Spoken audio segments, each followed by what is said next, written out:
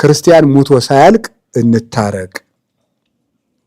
መሰረት የሌለው ቤት ማለት ነው። ቅዳሴ ቢባል፣ ምህላ ቢባል፣ ጾም ቢባል መሰረት የሌለው ቤት ማለት ነው። ፍቅር አልባ አምልኮተ እግዚአብሔር ማለት ምንም አይረባም።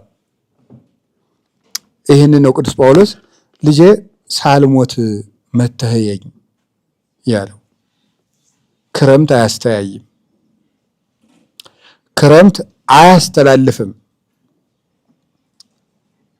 አሁን ሌላ ነገር ወደ ሌላኛው ትርጓሜያችን ሄድ።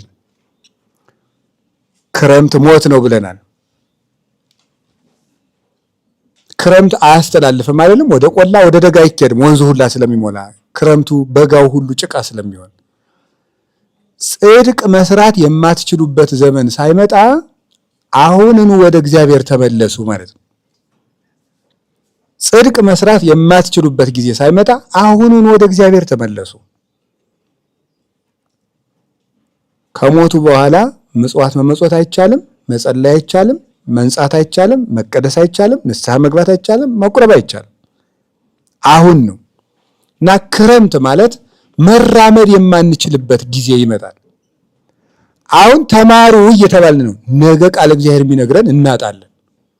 ነገ መጻሕፍት ይጠፋሉ። ትንቢት አይደለም መጽሐፍ ያስቀመጠው ትንቢተ አሞጽ ምዕራፍ 8 ላይ ተቀምጧል። ረሃብና ጽምን አመጣለሁ። ረሃብና ጽሙ ግን የእንጀራ አይደለም የእግዚአብሔር ቃል ነው ይላል። ስለዚህ እማንማርበት ጊዜ ይመጣል፣ ያልፋል። የሚያቆርበን ካህን የሚጠፋበት ጊዜ ይመጣል።